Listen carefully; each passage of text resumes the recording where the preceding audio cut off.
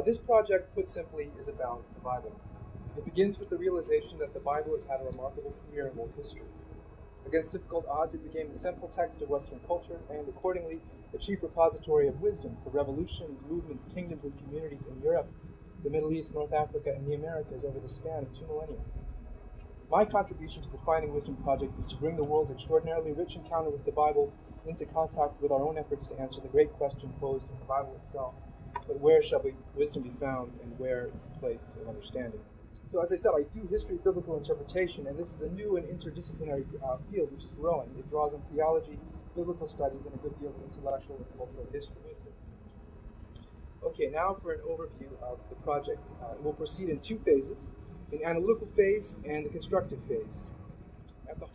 My work in the history of interpretation has familiarized me with a number of groups which allow for fruitful and highly interesting juxtapositions.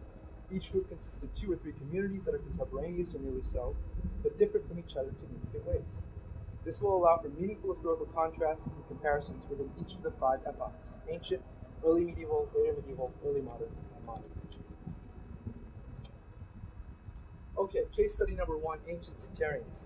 Here we have 2 very different groups that were deeply engaged with the Bible. The response of one group in its reading of the Bible was to go to the desert and flee the world. The other group, the Alexandrian Jews, brought the Bible into the marketplace of ideas in the heart of the world's wealthiest and most cultured city. Okay, case study 2, medieval Jewish interpreters. In this pairing, we have one group that infused its long tradition with increased intellectual firepower.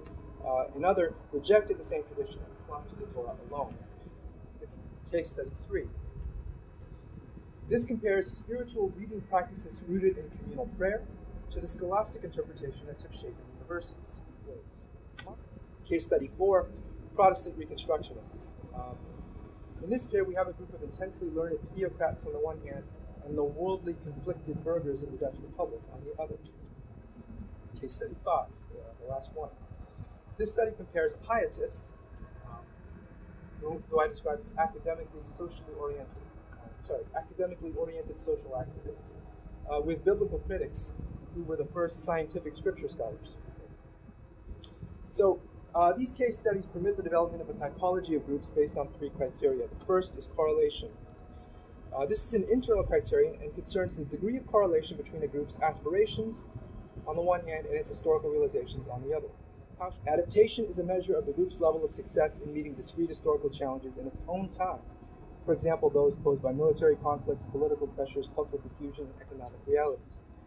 Thirdly, contribution concerns the extent to which the group gained new moral insights, developed new cultural practices, created social institutions, and made intellectual discoveries which serve the community beyond the group itself in constructive ways.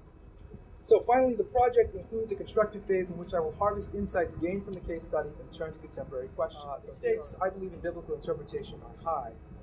We know more about the background of the Bible and less about what it means than ever before. We find ourselves, unfortunately, in this situation in a time when the need for humane, responsible, and morally satisfying interpretation has become, in my view, urgent.